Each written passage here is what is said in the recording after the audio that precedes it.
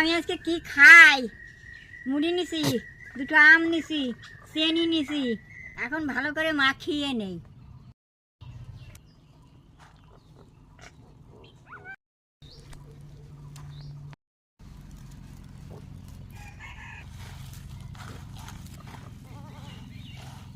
এখন হয়ে গেছে, এখন খেয়ে নেই।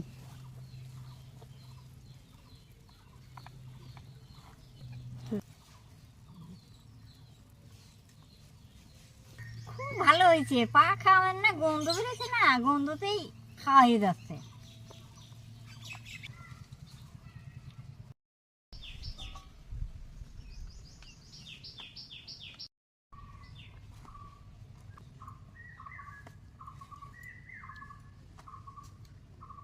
আমার খাওয়া হয়ে গেল, খুব ভালো লাগলো।